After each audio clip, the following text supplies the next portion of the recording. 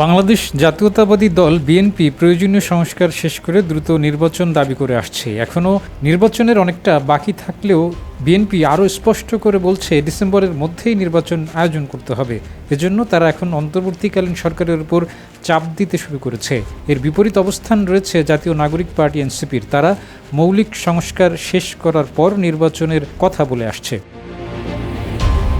16 April বুধবার ঢাকা সফররত যুক্তরাষ্ট্রের দুজন উপসহকারী পররাষ্ট্রমন্ত্রীর সঙ্গে বৈঠক হয় এনসিপির আহ্বায়ক নাহিদ ইসলামের। নাহিদ ইসলাম কিছুদিন আগে অন্তর্বর্তীকালীন সরকারের উপদেষ্টা ছিলেন। তিনি উপদেষ্টার পদ থেকে পদত্যাগ করে এনসিপির নেতৃত্বে এসেছেন। বৈঠকে নাহিদ ইসলাম যদিও অভিযোগ করেছেন বাংলাদেশের অনেক জায়গায় বর্তমান প্রশাসন এখন বিএনপির পক্ষে কাজ করছে। এ ধরনের প্রশাসনের অধীনে নির্বাচন করা সম্ভব নয়। RICL TMX, যুগের পর যুগ স্থাপনা থাকে মজবুত। এনসিপির নেতারা মনে করেন গত বছরের 5 আগস্ট রাজনৈতিক পট পরিবর্তনের পর প্রশাসন সহ বিভিন্ন ক্ষেত্রে বিএনপির সমর্থকরা জায়গা করে নিয়েছে।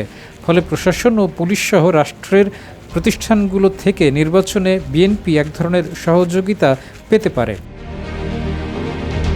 নাহিদ ইসলামের এই বক্তব্যের সঙ্গে একমত নন দেশের প্রধান রাজনৈতিক দল বাংলাদেশ ন্যাশনালিস্ট পার্টি বিএনপি।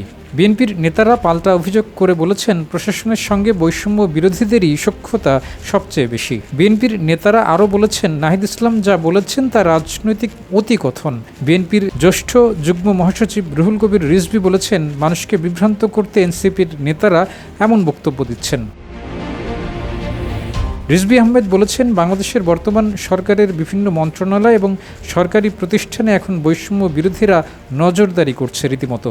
যদিও নাহিদ ইসলামের বক্তব্যের সঙ্গে একমত পোষণ করেছেন এনসিপির অন্যান্য নেতারাও। এনসিপির নেতারা জানিয়েছেন পরবর্তীতে ক্ষমতায় কে আসবে বাংলাদেশের আমলাতন্ত্র সে অনুযায়ী কাজ করে। আমলারা এখন একটি আশ্রয়ে থাকতে চাইছেন। এর আগে আওয়ামী লীগের সময়ও আমলারা দলটির আশ্রয়ে ছিল বলে জানান নতুন গঠিত দলটির নেতারা। এনসিপি আরও জানিয়েছে বড় দল হিসেবে পরবর্তীতে বিএনপির ক্ষমতায় আসার সম্ভাবনা রয়েছে। এজন্য প্রশাসন বিএনপির সাথে দর কষাকষি শুরু করে দিয়েছে। বিএনপির প্রতি নমনীয় আচরণও শুরু করেছে। এনসিপির নেতারা আরও জানান ইতোমধ্যে নির্বাচন কমিশন সংস্কার কমিশনের সুপারিশ বিবেচনায় না নিয়ে ফেসিবাদের রেখে যাওয়া আইন অনুযায়ী এগোচ্ছে। এটি হচ্ছে কারণ বর্তমান প্রধান নির্বাচন কমিশনার AM নাসিরউদ্দিনের নাম বিএনপি সুপারিশ করেছিল। নাহিদ ইসলাম আরও জানিয়েছেন কোনো ধরনের পরিবর্তন বা মৌলিক সংস্কার ছাড়া নির্বাচনের দিকে গেলে সেই নির্বাচন গ্রহণযোগ্য হবে না। তিনি আরও অভিযোগ করেছেন মাঠ পর্যায়ে লুটতরাজ শুরু হলেও প্রশাসন এখনও নিশ্চুপ ভূমিকা পালন করছে। ডেস্ক রিপোর্ট, জয় দিন।